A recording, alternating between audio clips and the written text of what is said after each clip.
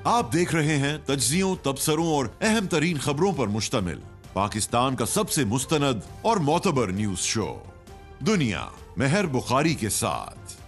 अस्सलाम वालेकुम and good evening. मैं हूं मेहर बुखारी। ताज़ा तरीन इतलात आपको देते चलें। पिंडी में लाललाई के इलाके के करीब खतरे के सायरन्स बज चुके हैं। लोगों को इवैक्यूएट करने के हवाले से मुतनब्बे किया जा रहा है और इन सायरन्स के बीच पंजाब में सैलाब की तबाहकारियां जारी हैं। अब से कुछ देर कबल भारत ने पाकिस्तान को मजीद पानी छोड़ने की इतला दे दी है, जिसके बाद खदशा पैदा हो गया है कि सैलाबी रेला कम से कम 8 लाख क्यूसेक होगा और ये रेला आज रात किसी वक्त भी मुल्तान के करीब से गुजरेगा। नाज़रीन, दूसरी तरफ जबकि दरियाए रावी पर वाक़े हेड आपके सदनाई के करीब हम पानी स्टोर करने की जो गुंजाइश है वो बताई जा रही है कि ख़त्म हो चुकी है और अब इसमें मजीद किसी जगह पे भी ब्रीच करनी पड़ सकती है। At the same time across the border पाक अफगान सरहद पर वाक़ अफगानिस्तान के मशरकी सूबे कुन्नड़ में गुज़िश्ता रात आए ज़लज़ले के नतीजे में अब तक 1000 से ज़ायद अमवात हो चुकी हैं। रेक्टर स्केल पर ज़लज़ले की शिद्दत 6 थी और इस ज़लज़ले का मरकज़ जलालाबाद से सिर्फ 6 किलोमीटर दूर था। पहले ज़लज़ले के 20 मिनट बाद आने वाले पहले आफ्टर शॉक्स की शिद्दत रेक्टर स्केल पर 5.2 थी और इसकी गहराई 10 किलोमीटर थी, जबकि रात भर कम से कम 5 आफ्टर शॉक्स मजीद आए। ये ज़लज़ला इस कदर शदीद था कि ज़लज़ले के झटके ना सिर्फ अफगानिस्तान के दारुल हुकूमत काबुल में महसूस किए गए नाजरीन, बल्कि इसके असरात पेशावर, चारसद्दा, शब कदर, दारा दमखेल तक भी महसूस हुए। डॉन न्यूज़ के मुताबिक ज़लज़ले के झटके इस्लामाबाद तक भी महसूस किए गए।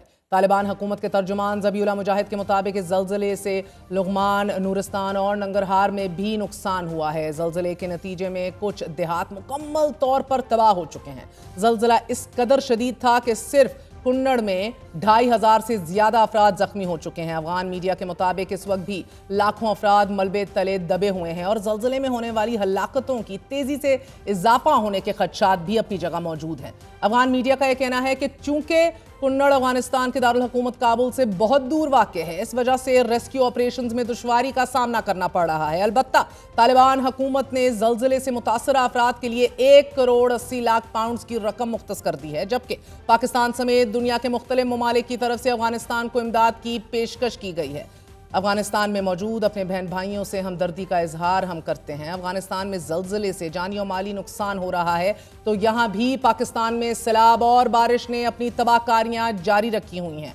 आज शाम को इस्लामाबाद में मूसलाधार बारिश के नतीजे में इस्लामाबाद का सेक्टर G11 ज़ेरे आब आ गया, जबकि रावलपिंडी के नारलई के इलाके के अंदर भी एज वी स्पीक आपको हमने खबर दी है कि सायरन्स बजना शुरू हो चुके हैं। सेंट्रल पंजाब को देखा जाए तो दरियाए चनाब में हेड त्रीमू के मकाम पर इस वक्त भी ऊंचे दर्जे पर सैलाब जारी है, जबकि भारत ने दरियाए चनाब में मजीद सैलाबी पानी छोड़ने की इतला पाकिस्तान को दे दी है। मगर सफारती चैनल्स के जरिए दरियाए चनाब के अलावा दरियाए सुतलेज में भी पानी की सतह बतदरीज बढ़ रही है, जिसके पेश नज़र इंतजामिया ने करीबी इलाकों को फौरी खाली करने के अहकाम भी जारी कर दिए हैं।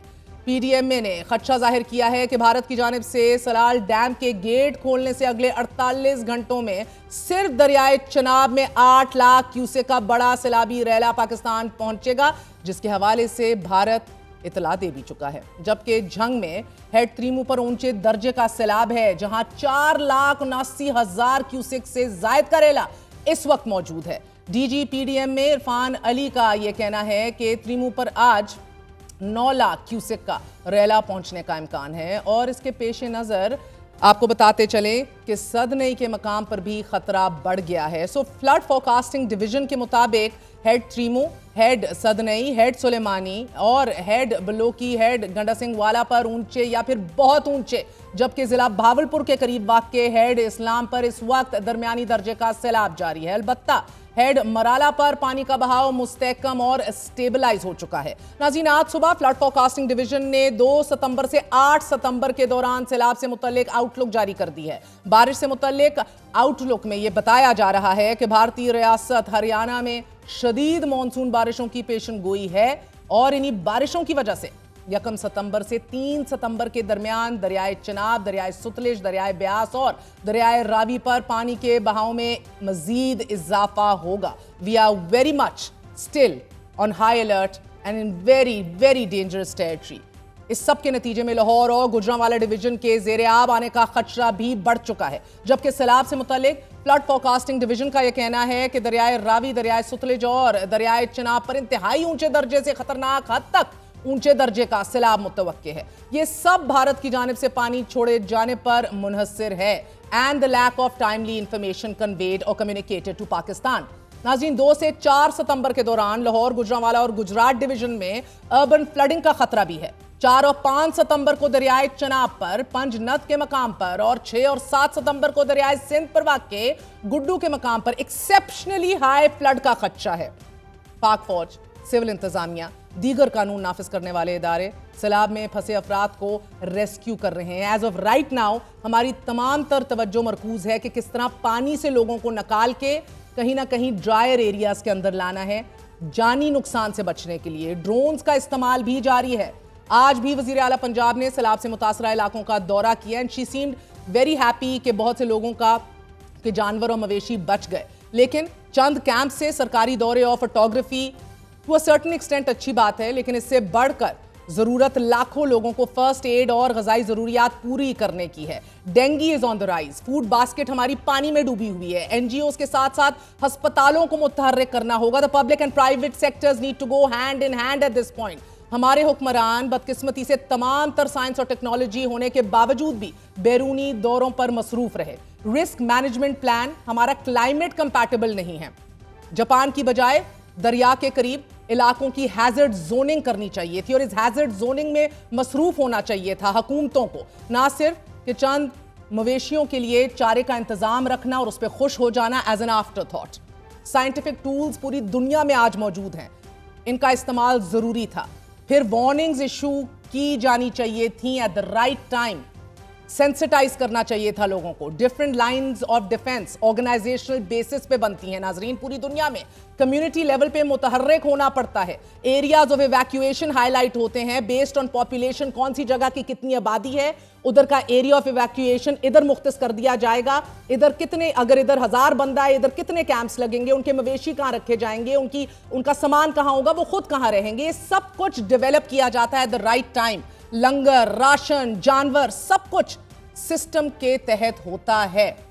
Of course if you have the time and if you are worried, जबकि लो लेवल जोन्स पे भी वार्निंग दी जाती है कि राशन, अद्वियात स्टोर कर लीजिए आप, ये होने वाला है आपके साथ। बिल्डिंग बाय लॉज को भी सरहन नजरअंदाज किया जाता है हमारे यहाँ, जिसके ऊपर बहरहाल आज डिफेंस मिनिस्टर भी सरापा एहतजाज थे, भी आपको दिखाएंगे। लेकिन अब इस सैलाबी सूरत हाल के बाद, जिस तरह मैंने कहा कि हमारी फूड बास्केट भी पानी में डूबी हुई है, अब खदशा पैदा हो गया है नाजरीन कि आने वाले दिनों में पाकिस्तान में गजाई बहरान शिद्दत से जन्म ले लेगा। शदीद बारिशों और सैलाब के नतीजे में पाकिस्तान भर में ज़राई ज़मीनें ज़ेरे आब आ चुकी हैं। सरकारी दादोशुमार आपके सामने रखती हूँ और इनके मुताबिक ही अब तक 20 लाख से जायद अफराद मुतासिर हो चुके हैं। 20 लाख पीपल, 2 मिलियन पीपल, ये कहना आसान है।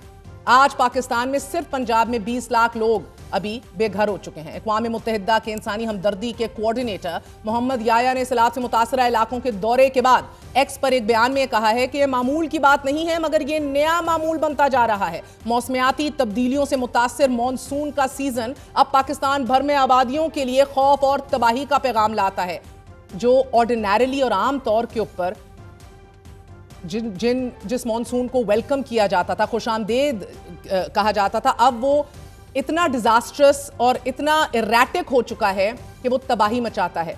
हमारी हुकूमतें क्यों सोई हुई थी, क्यों जोनिंग नहीं हुई, क्यों climate compatible risk management plans नहीं बने? This is a question you need to ask today. Mohammad Yahya Majid लिखते हैं कि जिला हाफिजाबाद के डूबे हुए खेतों की वीडियो शेयर करते हुए वो ये पोस्ट में लिख रहे हैं कि जहां तक जितनी नजर जा सकती है धान के खेत पानी में डूबे हुए हैं। किसान अब अगले काश्त के मौसम तक कई महीने बगैर फसल, बगैर आमदनी के गुजारेगा।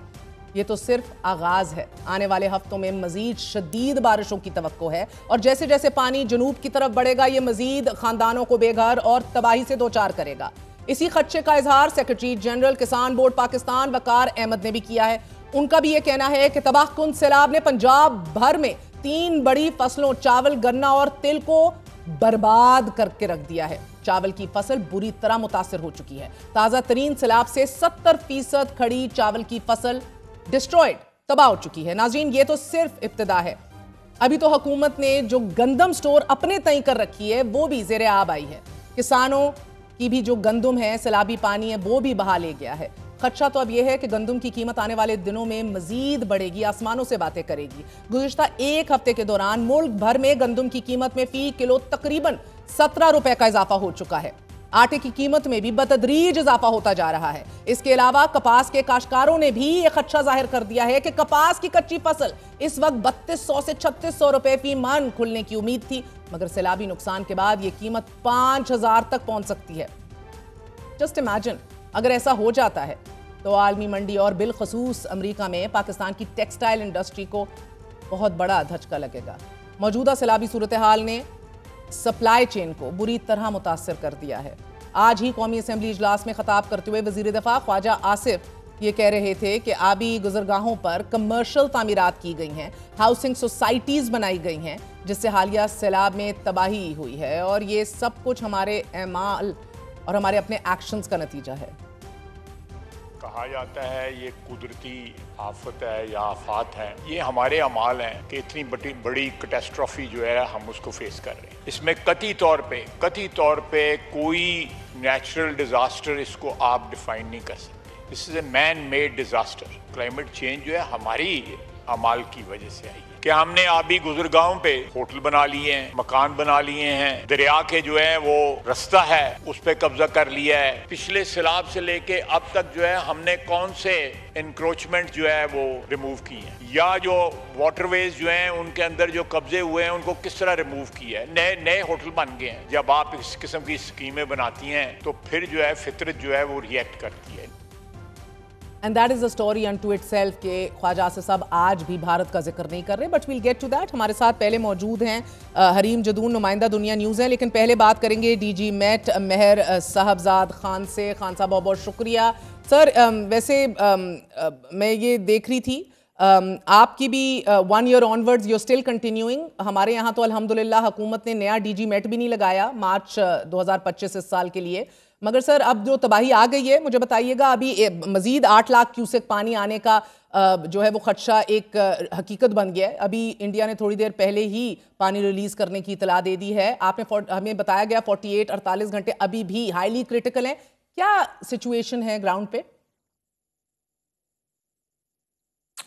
देखें, आपने जैसे बताया ना कि इंडिया ने ये कल से खबर चल रही है, बल्कि अभी नहीं बताया, कल से खबर चल रही है, लेकिन इस खबर में कोई सदाकत नहीं है। मैं ये क्लियर कर दूं, इंडिया जो है वो इतलात देता है, कोई ऐसी बात नहीं है, लेकिन अभी तक इंडिया की तरफ से सतलज पे हमारे पास इतला आई है कि जी वहाँ पे हरीके से जो है 2,60,000 क्यूसेक पानी आ रहा है, लेकिन चनाब में अभी तक कोई ऐसी इतला नहीं दी गई।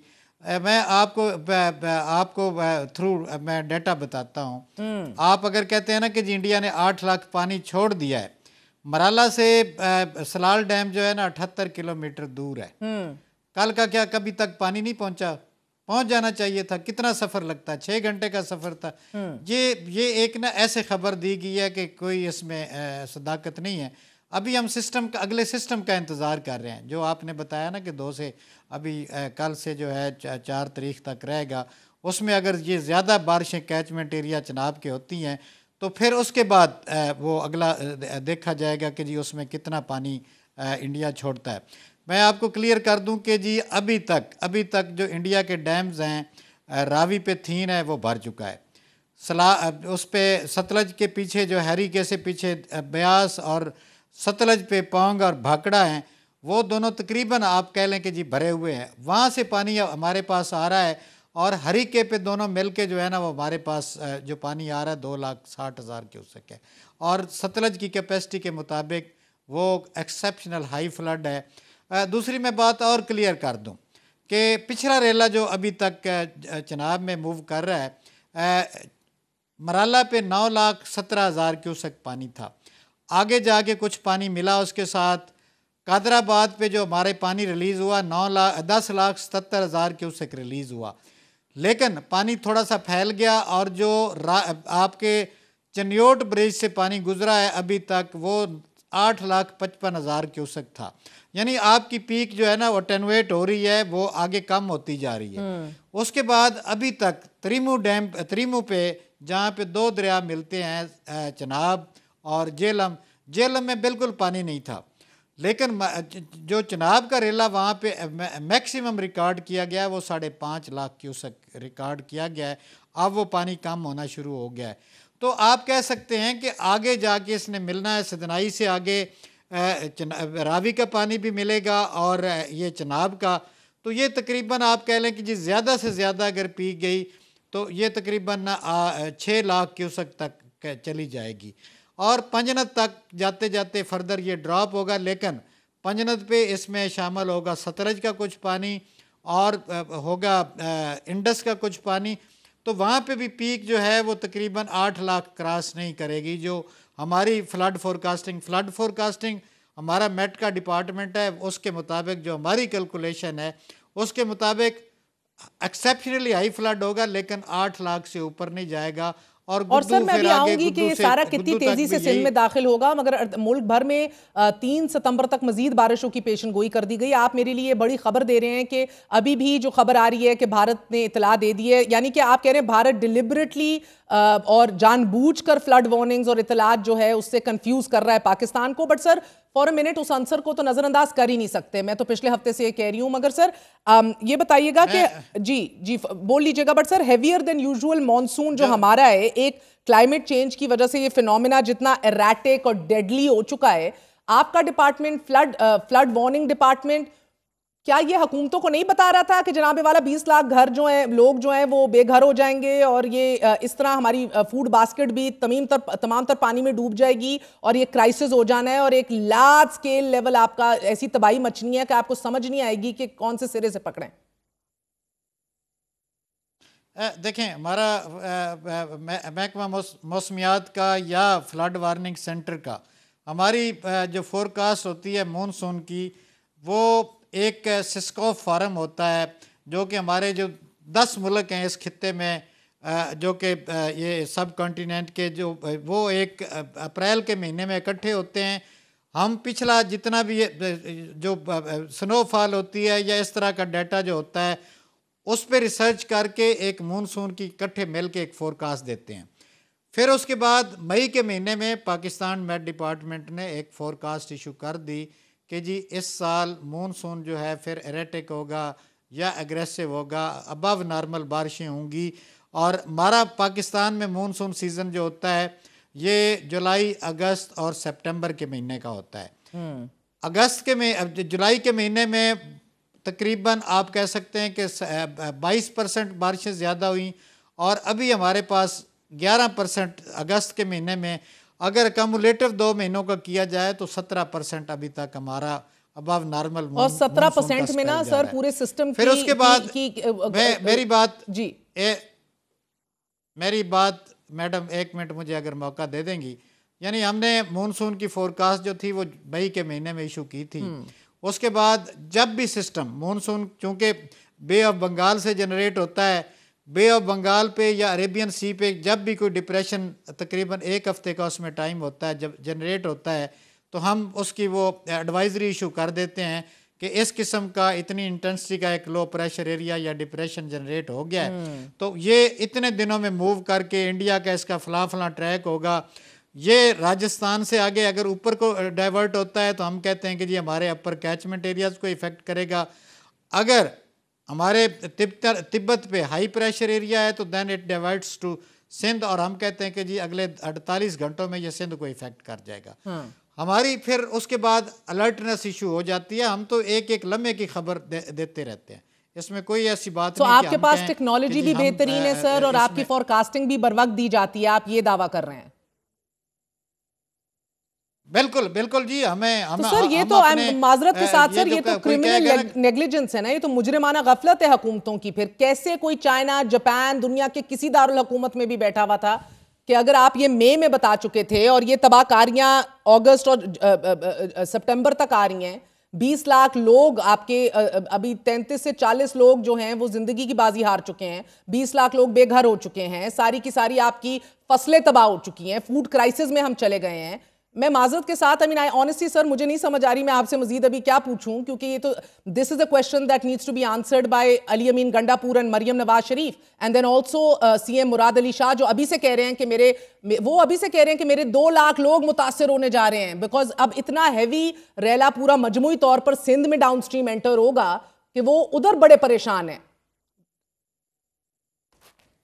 तो बिल्कुल, आप देखें ना, हमने तो आपको पूरे पानी की कैलकुलेशन करके दे दी है कि जी किस दरिया से कितना पानी आएगा और वो पंजनत पे कितना पहुंचेगा और आगे कितना उसकी कैपेसिटी होगी।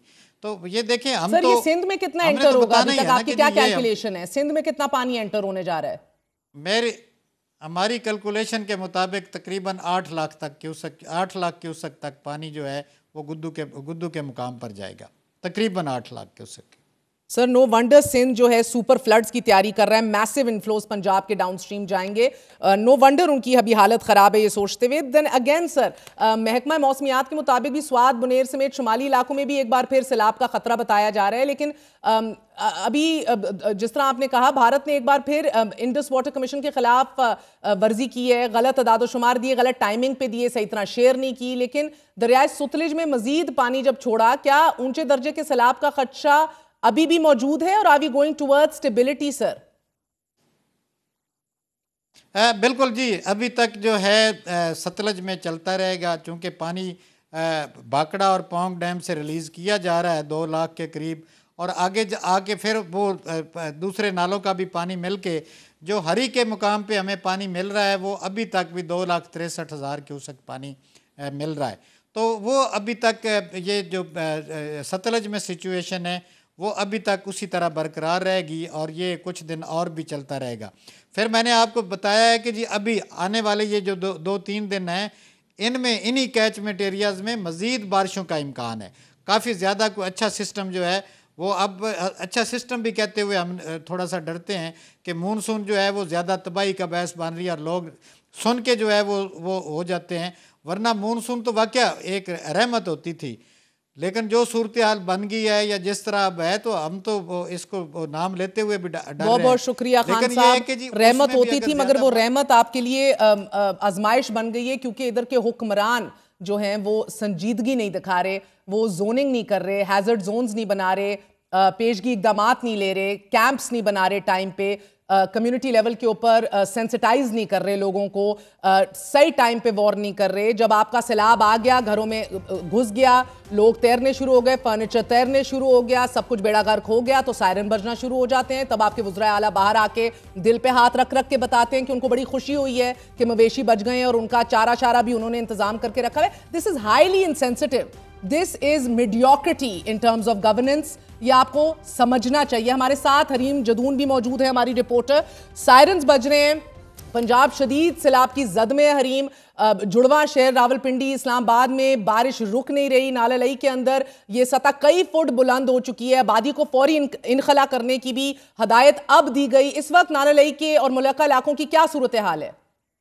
देखें, बिल्कुल नाला लई की सूरत हाल इस वक्त कुछ ऐसी है कि यहाँ पे तकरीबन 17.5 मैक्सिमम जो स्पेस है वो नाला लई पे ग्वाल मंडी के मुकाम पे इस वक्त मैं मौजूद हूँ वहाँ पे है, जबकि इस वक्त की बात करें तो 16 इसका वाटर लेवल जो है वो यहाँ तक आ चुका है। मज़ीद बारिशें जो हैं वो एक्सपेक्ट की जा रही हैं। महकमा मौसमियात की जानिब से ये पहले ही बता दिया गया था कि इस्लामाबाद को इस वक्त ख़तरा है, 3 सितम्बर तक मज़ीद बारिशें जो हैं वो उनकी पेशगोई की गई है। इस वक्त भी बारिश जो है उसका सिलसिला दोबारा शुरू हो चुका है। शाम 4:30 बजे से बारिश का मुसलसल जो सिलसिला शुरू हुआ था उसके बायस काफ़ी सारे इलाके जो हैं वो ज़ेरे आब आए थे। और इस वक्त यहाँ पे हम अगर बात कर लें जो ग्वाल मंडी का एरिया है तो यहाँ पे तमाम तर सिविल डिफेंस की टीम्स मौजूद हैं, वासा की टीम्स मौजूद हैं, MD वासा खुद यहाँ पे मौजूद है।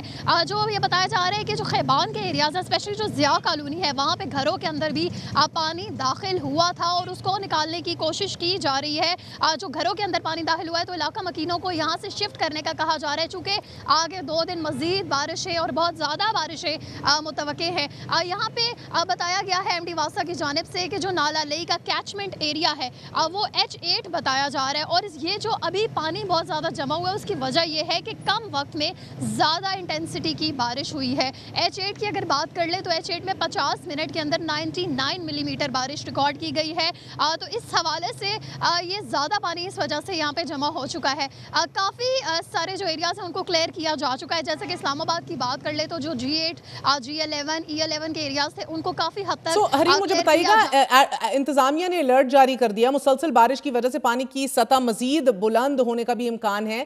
अब इस्लामाबाद भी क्या नाले जो इधर हमारे यहाँ हैं उनके भिपरने का भी खतरा है? कोई जानी और माली नुकसान की इतला तो नहीं है?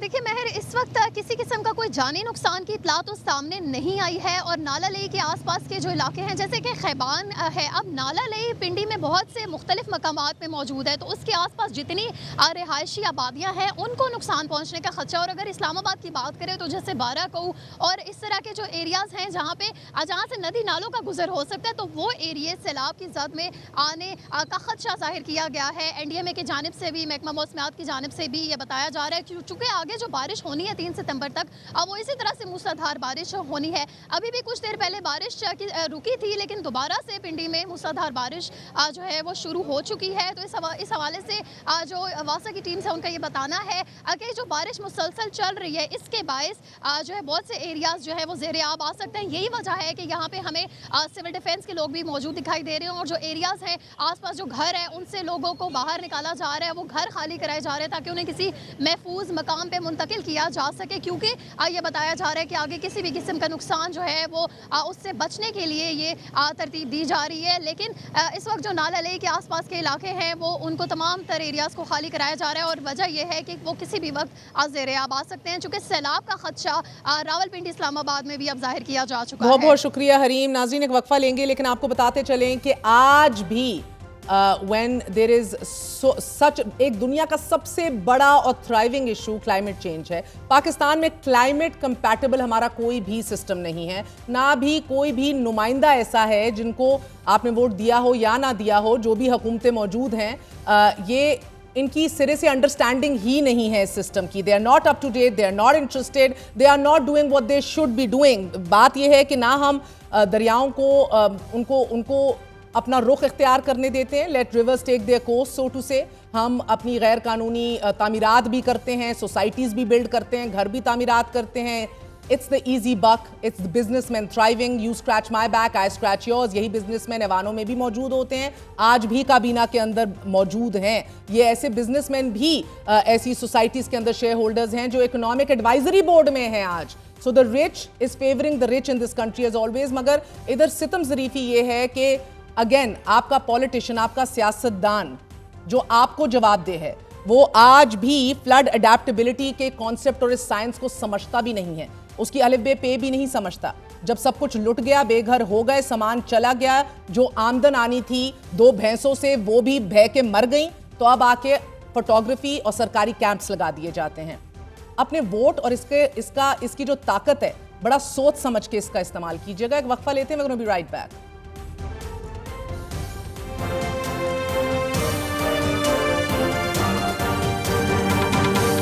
भारत और चीन एक दूसरे के करीब आ रहे हैं।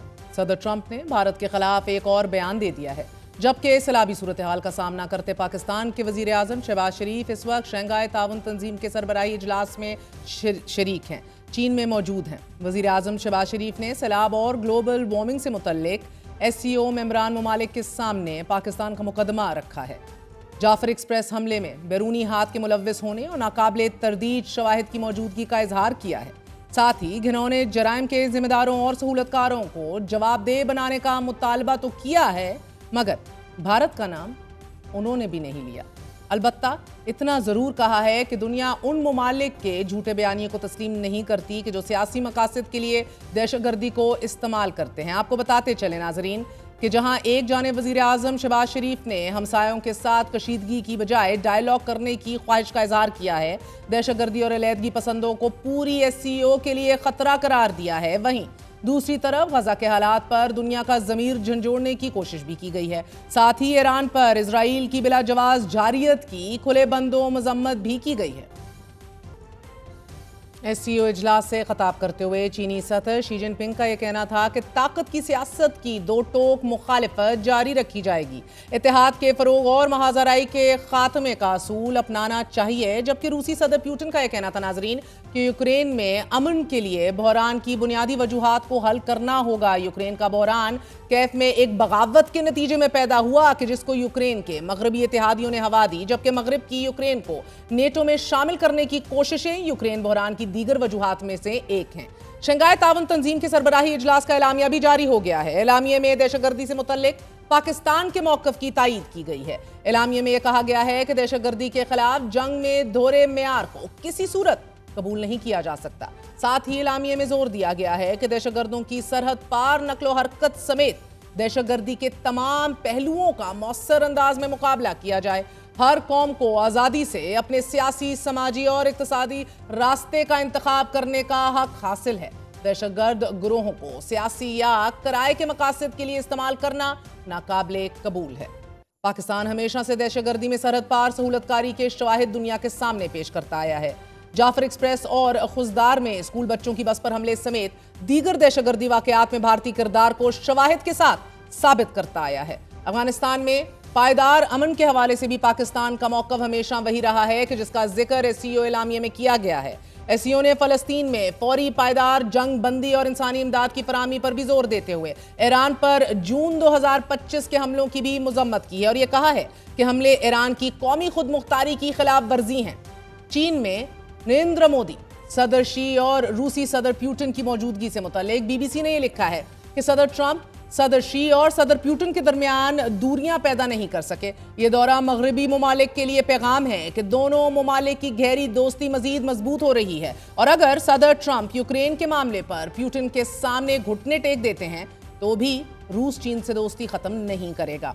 नाज़रीन, बीबीसी ने रूस और चीन की कहानी में भारत के किरदार पर लिखा है कि भारत का किरदार बहुत अहम है क्योंकि भारत की इस वक्त अमेरिका के साथ सर्द महरी जारी है। ऐसे में अमेरिका मुखालिफ इत्तेहाद में शिरकत अहम हो सकती है क्योंकि अमेरिकी टैरिफ की वजह से इंडिया की मुमकिना मुआशी मुश्किलात ने ज़मीनी हकायक को बदल दिया है। सदर ट्रंप ने रूस से तेल खरीदने की पादाश में दिल्ली पर भारी हैवी ड्यूटी महसूलात आयद किए हैं कि जिसकी वजह से चीन और भारत एक दूसरे के करीब आ रहे हैं। क्या तीनों ममालिक का इत्तेहाद वाशिंगटन के लिए खतरा है? इस सवाल पर माहिरीन का कहना है कि भारत आज़ाद खारजा पॉलिसी रखना चाहता है मगर साथ ही चीन के साथ खूनी सरहदी झड़पों के जख्म अभी भी बहुत ताज़ा हैं। फिर पाकिस्तान और चीन के दरमियान ताल्लुकात की गर्मजोशी भी भारत के लिए परेशानी का बायस है। लेकिन अगर ये तीनों ममालिक इकट्ठे हो जाते हैं और मिलकर नई सफबंदी करते हैं तो ये वाशिंगटन और यूरोपियन ममालिक के लिए खतरे की घंटी होगी। इसी खतरे की घंटी को भांपते हुए सदर ट्रंप ने अपने ताज़ा तरीन बयान में कहा है कि भारत ने अमरीकी मसनूआत की दरामदात पर टैरिफ सिफर करने की पेशकश की है, लेकिन अब वक्त गुजर चुका है। उन्हें ऐसा बहुत पहले कर लेना चाहिए था। समाजी राब्ते की वेबसाइट ट्रूथ सोशल पर जारी बयान में अमरीकी सदर डोनाल्ड ट्रंप कह रहे हैं कि बहुत कम लोग ये बात समझते हैं कि हमारा भारत के साथ कारोबार ना होने के बराबर है, लेकिन वो हमारे साथ बहुत ज्यादा कारोबार करते हैं। हम उनके सबसे बड़े क्लाइंट हैं। हमारी कंपनियां भारत में कुछ बेच ही नहीं सकती। ये मुकम्मल तौर पे एक तरफा तबाही है। दूसरी तरफ भारत अपनी तेल और फौजी मसनूआत अमेरिका से बहुत कम जबकि रूस से बहुत ज्यादा खरीदता है। यही नहीं, अमेरिकी अखबार न्यूयॉर्क टाइम्स ने अपनी रिपोर्ट में यह बताया है कि सदर ट्रंप और भारतीय वजीर आजम नरेंद्र मोदी के दरमियान ताल्लुकात इस कदर खराब हो चुके हैं कि अमेरिकी सदर का वादे के बावजूद रवां बरस के आखिर में भारत में होने वाले क्वाड सरबराही इजलास में शिरकत का कोई भी प्लान नहीं है। न्यूयॉर्क टाइम्स ने सदर ट्रंप और वजीर आजम मोदी के दरमियान ताल्लुकात की खराबी से मुतल्लिक रिपोर्ट में बताया है कि अमेरिका के सदर डोनाल्ड ट्रंप ने रवां बरस पाकिस्तान और भारत के दरमियान जंग बंद कराने का दावा किया, जिस पर नरेंद्र मोदी मुश्तिल हुए और सिर्फ इब्तिदा थी। ये मोदी के गुस्से में हर गुजरते दिन इजाफा ही होता गया। रिपोर्ट के मुताबिक सदर ट्रंप ने 17 जून को मोदी को टेलीफोन कॉल पर जंगबंदी पर अपनी खुशी का इजहार किया और यह बताया कि पाकिस्तान उन्हें नोबेल प्राइज के लिए नामजद करने जा रहा है। और इस गुफ्तगू से वाकिफ ओहदेदारों के मुताबिक मोदी को भी इस वक्त ऐसा अमल करना चाहिए था। सदर ट्रंप के जवाब में मोदी ने ट्रंप को यह बताया कि जंगबंदी में अमेरिका का कोई किरदार नहीं है, बल्कि पाकिस्तान और भारत के दरमियान बराह रास्त मामला हल हुए हैं। मोदी की बातों को सदर ट्रंप ने मुस्तरद कर दिया, लेकिन इस अदम इत्तफाक और मोदी की जानिब से नोबेल इनाम के मामले पर सर्द महरी की वजह से दोनों रहनुमाओं के दरमियान ताल्लुकात मजीद खराब हुए। हालांकि दोनों के दरमियान किसी वक्त गहरे रवाबित और दोस्ती होती थी। अखबार के मुताबिक इन्हीं इख्तलाफात के असरात दोनों ममालिक के दरमियान तिजारत पर भी पड़े हैं, जबकि भारत खतरात के बायस अमरीका मुखालिफ चीन और रूस के करीब होता चला जा रहा है। और अब ये बात सामने आई है कि सदर ट्रंप के शेड्यूल में भारत में होने वाले क्वाड ममालिक के सरबराही इजलास में शिरकत से मुतल्लिक कोई भी प्लान, कोई भी मंसूबा सिरे से मौजूद ही नहीं है। हमारे साथ दिफाई तज्जियाकार सैयद मोहम्मद अली मौजूद हैं। मोहम्मद अली साहब, बहुत बहुत शुक्रिया साथ देने का। सर, यकीनन पाकिस्तान की एससीओ सरबराहान के इजलास में शिरकत और फिर इस इजलास में सरहद पार दहशतगर्दी का जिक्र करना और उसे एलामिये में शामिल करवाना बड़ी कामयाबी है। एंड आइडियली तो मैं चाहती थी कि शहबाज शरीफ साहब इंडिया का नाम भी लेते, पर उन्होंने नहीं लिया। बट सर, फर्स्टली सदर शी ने अमेरिका के बुलिंग बिहेवियर और कोल्ड वॉर मेंटालिटी का जिक्र किया है। क्या इसका मतलब ये लिया जा सकता है सर कि 60 की दहाई के बाद एक बार फिर हम देख रहे हैं कि सर जंग शुरू होने जा रही है? And of course the bigger question, where does Pakistan figure out, हमारा क्या किरदार होगा? बहुत अहम सवाल किया आपने। मैं समझता हूँ कि पाकिस्तान का जो मौजूदा किरदार भी है और जो खारजा पॉलिसी है वो इंतहाई मोहतात है, क्योंकि हमें इस बात का बखूबी इदराक है कि जो आलमी ताकतों के दरमियान ताकत के तवाज़ुन में इस वक्त तब्दीली आ रही है, वो ख़ुसूसन अमेरिका में तो उसमें बहुत शदीद तशवीश पाई जाती है, जबकि चीन की जानिब से यकीनी तौर पे एक मुख्तलिफ बयानिया और मौक़िफ़ तमाम आलमी इलाकाई मामलात पे, चाहे वो सियासी हों, सिफारती हों, कानूनी हों, माशी हों, तज़वीराती और दिफाई हों, वो सामने आ रहा है। तो पाकिस्तान आई थिंक अभी तक कामयाब रहा है एक डेलिकेट बैलेंसिंग एक्ट में कि हम साइमल्टेनियसली अमेरिका जो है उसकी गुडविल भी इंजॉय कर रहे हैं और चीन का एतमाद भी मेंटेन किए हुए हैं without committing on one side completely against the other, जो कि पिछली हमारा जो तजुर्बा है सर जंग का वो काफी कीमती और मोहम्मद अली साहब, आलमी तज्जियाकार एससीओ इजलास में सदर पुतिन, सदर शी, शुमाली कोरिया के सरबराह, साथ ही ईरानी सदर मोदी, इन सब की शिरकत को सदर ट्रंप के खिलाफ एक ग्रुप के तौर पर देख रहे हैं। Do you see that happening? देखें, अगर बिल्कुल खुल के बात की जाए तो ये एक हकीकत है कि चीन और अमेरिका के दरमियान माशी सतह पे तो बहुत दुनिया की सबसे बड़ी तिजारत मौजूद है बायलैटरल लेवल पे, और चीन जो है उसका जो इर्तिका है माशी सतह पे वो अमेरिका बिलखुसूस और मगरबी ताकतों के जानिब बिलउमूम उनकी मार्केट एक्सेस पर डिपेंडेंट भी है, क्योंकि सबसे बड़ी उनकी जो तिजारती मंडियां हैं वो मगरबी यूरोप और अमेरिका ही हैं और शुमाली अमेरिका। लेकिन जो दीगर मामला जिसके ऊपर खुसूसन सदर शी जिनपिंग ने तशवीश का इजहार किया वो वाज़े तौर पे एक मुख्तलिफ मौक़िफ़ रखते हैं। सबसे बड़ा जो मामला है वो आलमी निज़ाम के बारे में उनकी सोच का है कि वो एक मल्टीपोलर वर्ल्ड ऑर्डर चाहते हैं, जबकि अमेरिका मौजूदा वर्ल्ड ऑर्डर को मेंटेन करना चाहता है। तो ये बुनियादी मसला ये है, और बाकी फिर ये जो मुख्तलिफ डोमेन्स हैं, मल्टीलैटरलिज्म की बात है, बैनुल अक़वामी इदारों की बात है, बैनुल अक़वामी क़वानीन की बात है, ह्यूमन राइट्स की बात है, फ़लस्तीन की बात है, ईरान के खिलाफ जारहियत की बात है, ये उसका मैं समझता हूँ वो मामलात हैं जिसपे बराह रास्त चीन इन ममालिक के साथ हमदर्दी भी जाहिर कर रहा है और ग्रेजुअली एक लीडरशिप का रोल अपने विंग्स के अंदर इनको प्रोवाइड कर रहा है, एक आलमी फोरम जहां पे ये आके मगरबी ताकतों की एक्सप्लॉयटेशन और जाहिरियत के हवाले से अपना मौक़िफ़ दे रहे हैं। तो यकीनी तौर पे ये एक मगरबी ताकतें जो है इसको बहुत गौर से देख रही हैं, लेकिन ये भी एक हकीकत है कि चीन बराह रास्त तज़वीराती, दिफाई, कानूनी या किसी और सतह पे मुखासमत नहीं मोल ले रहा, सिर्फ उसको कंडेम करने या तशवीश की हद तक सर, मगर मोहम्मद अली साहब, कतः कलामी माफ, सदर ट्रंप ने अपने ताज़ा तरीन बयान में कहा है कि भारत ने अमरीकी मसनूआत की दरामदाद पर टैरिफ सिफर करने की अब पेशकश तो की है, but it's too late he says. क्या इसका मतलब कि मोदी और ट्रंप की ऑफिशियली अब this is just it? I mean ये आगे नहीं बढ़ी, ना ये दोस्ती, ना तजारती तौर पर भी इसके दूरस असरात होंगे, कोई उम्मीद नहीं बाकी, लेकिन भारत एंटी अमेरिका ग्रुप में अब ऑफिशियली और पुश टुवर्ड्स होगा। न्यूयॉर्क टाइम्स भी अपने आर्टिकल में मोदी के गुस्से का भी जिक्र कर रहा है और ट्रंप बार बार जंगबंदी का क्रेडिट लेते जा रहे हैं। तो मैं आपसे ये जानना चाह रही हूँ सर कि क्या मोदी और ये जो जिस ग्रुप का हम जिक्र कर रहे हैं, do you see this in times to come to be ज्यादा सदर ट्रंप के पास ऑप्शन क्या बचेंगे अगर ये ममालिक और करीब आ गए, ये इत्तेहाद मजीद मजबूत और मौसर हो गया, साथ ही ब्रिक्स में भी ये ममालिक ताउन बढ़ाएंगे, तो क्या फिर अमेरिका के लिए मुश्किलात पैदा हो सकती हैं?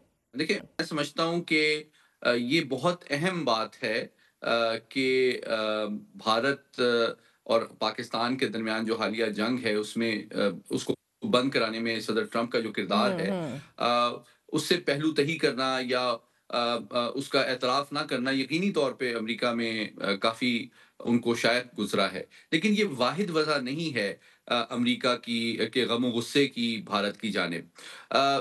तकरीबन 4-5 ऐसी वजूहात हैं जो कि ये शो करती हैं कि अमेरिका की जो पॉलिसी है जनूबी एशिया के हवाले से वो अब एक नई डायरेक्शन में जा रही है और उसमें टैरिफ एक पहलू है कि जिसमें सदर ट्रंप समझते हैं कि भारत जो है नाजायज फायदा उठाता रहा है अमेरिकी मंडियों की एक्सेस का, जबकि अमेरिकी जो प्रोड्यूसर्स और मैन्युफैक्चरर्स हैं उनको वो उतना एक्सेस उस रेट पे नहीं देता रहा और शायद अभी भी देने में पहलू तही कर रहा है।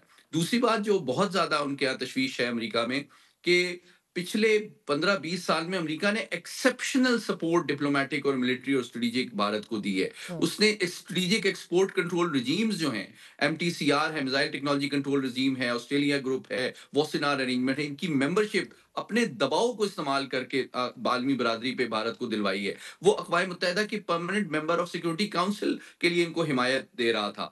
लेकिन दूसरी जानिब इन्होंने बल्कि इंडो यूएस न्यूक्लियर डील भी इनको ऑफर की, जदीद तरीन F-35 तैयारा भी इनको ऑफर किया, लेकिन भारत ने इनमें से किसी चीज में दिलचस्पी नहीं ली और बदस्तूर और फ्यूचर में भी उनका जो एटमी तवानाई के हवाले से रूस के साथ ताउन है, उनका जो मिसाइल प्रोडक्शन जिसमें ब्राह्मोस भी शामिल है जो पाकिस्तान के खिलाफ इस्तेमाल हुआ, और साथ ही साथ जो F-35 के मुकाबले में वो सखोई 57 लेना चाहते हैं रूस से, वो उसी तरह शद्दोमत से आगे बढ़ रहा है और जो कि अमेरिका को ये कायल करने में कामयाब हुआ है। खास तौर पे फिर पाकिस्तान के हाथों जो उनको हजीमत उठाना पड़ी, इसने अमेरिका को कायल कर दिया है कि भारत के अंदर ना तो इरादा है, ना ख्वाहिश है और ना सलाहियत है चीन को कंटेन करने के लिए। तो हमने अब तक 15-20 साल जाया कर दिए हैं भारत पे इन्वेस्ट करके, तो अब इस हकीकत के पेश नजर वो पॉलिसी को चेंज कर रहे हैं। जबकि चीन के पास जब भारत जाता है तो चीन भी कोई उन पे फौरी तौर पे एतमाद नहीं करेगा, उसको भी खुशी है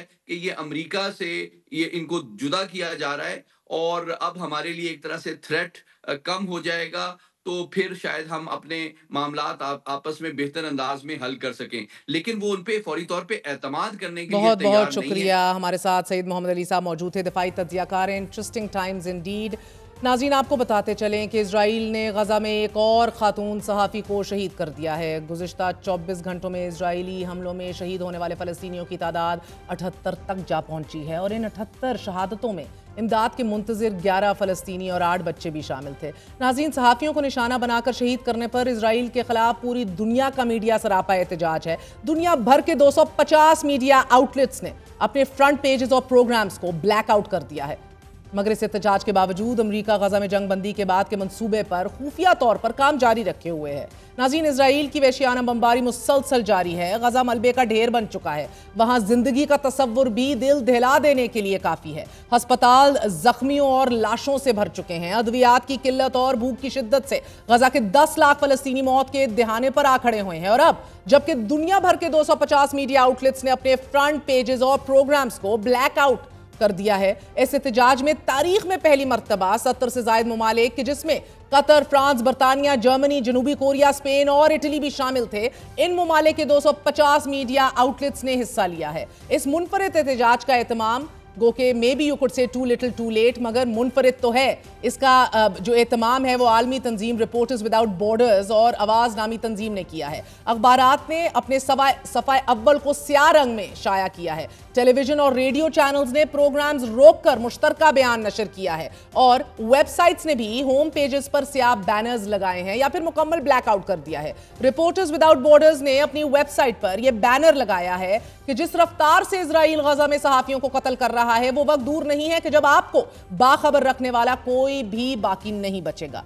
इजराइल के गाजा में कत्लेआम पर वेनिस फिल्म फेस्टिवल भी एहतजाजी मुजाहिरे का रुख इख्तियार कर चुका है। न्यूयॉर्क टाइम्स के मुताबिक इटली के शहर वेनिस में होने वाले बैनुल-अक़वामी फिल्म फेस्टिवल में मौजूद सैकड़ों मुजाहिरीन ने एहतजाज करके शुरा की तवज्जो गजा की जानिब मबजूल करवाई है। वेनिस फेस्टिवल में अमरीकी अदाकारा जूलिया रॉबर्ट्स, अमरीकी अदाकार और फिल्म मेकर जॉर्ज क्लूनी, अमरीकी अदाकार एना स्टोन भी शरीक थे। हजारों मुजाहिरीन ने वेनिस में जरीदे लीडो में मार्च किया है और फिर बहरी कश्ती पर एहतजाज करते हुए गजा में कत्लेआम के खिलाफ खोलकर नारेबाजी की है।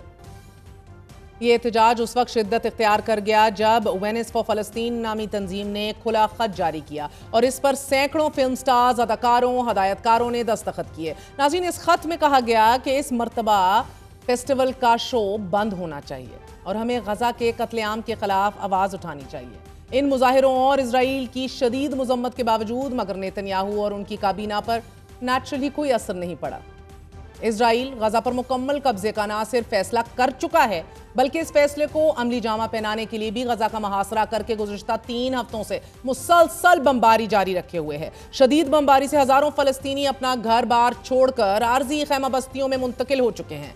DW मीडिया नेटवर्क के मुताबिक गजा के अस्पतालों में कुछ बच्चे इतने कमजोर हो चुके हैं कि वो खा भी नहीं सकते अब, और वो इतने खौफजदा हैं साइकोलॉजिकली, नफ्सियाती तौर पर कि बेहतर मुस्तकबिल की उम्मीद भी अब नहीं कर सकते। गजा में इंसानी बहरान शिद्दत इख्तियार कर गया है। मुसलसल जंग, मुसलसल कहत, बेदखली ने जिंदगी को यरगमाल बना लिया है। There is actually not even a concept of a better future for these children. अस्पताल में दाखिल 9 साला मरियम की हालत आप देख लीजिए। गजा में इंसानी तबाही की एक कर्बनाक तस्वीर है। जस्ट वन एग्जाम्पल, ये बच्ची शदीद गजाई किल्लत की वजह से नाजरीन अस्पताल में जेर इलाज है, मगर अस्पताल में भी अद्वियात की कमी की वजह से वो हर गुजरते दिन के साथ मौत की जानिब बढ़ रही है। मरियम की वालदा का यह कहना है कि मुझे हर लम्हे ये लगता है कि मैं अपनी बच्ची को खोने वाली हूँ। हजारों दीगर बच्चों की तरह मरियम का बचपन भी बम और भूख खा गए हैं। वर्ल्ड फूड प्रोग्राम के फलस्तीनी कंट्री डायरेक्टर का यह कहना है कि गजा में लोग भूख से मर रहे हैं और खुशकिस्मत तरीन फलस्तीनी तो वो हैं कि जिन्हें दिन में कभी एक बार तो खाना मिल जाता है। इजराइल के जारहाना इकदाम के पेश नज़र स्पेन से एक इमदादी काफिला कल गजा के लिए रवाना हुआ है। नाज़रीन, स्पेन के शहर बार्सिलोना की बंदरगाह से इमदादी सामान से लदी कई कश्तियां गजा की जानिब रवाना हुई हैं। इस काफिले में दुनिया भर की कई कश्तियां और रजाकार शामिल हैं और ये इमदादी काफिला 7 दिन बाद गजा पहुंचेगा इंशाअल्लाह ताला। दुनिया की जानिब से मुश्तरका इमदादी कोशिश को अब तक की सबसे बड़ी कोशिश करार दिया जा रहा है, मगर माइंड यू, इस इमदादी काफिले की तरह इससे पहले भी 2 बार दुनिया ने इमदाद गजा पहुंचाने की कोशिश की है, लेकिन इजरायली फौज ने उन इमदादी जहाज़ों को गजा से दूर ही पानियों में रोक लिया और फिर उन पर सवार इमदादी कारकुनान को गिरफ्तार कर लिया गया।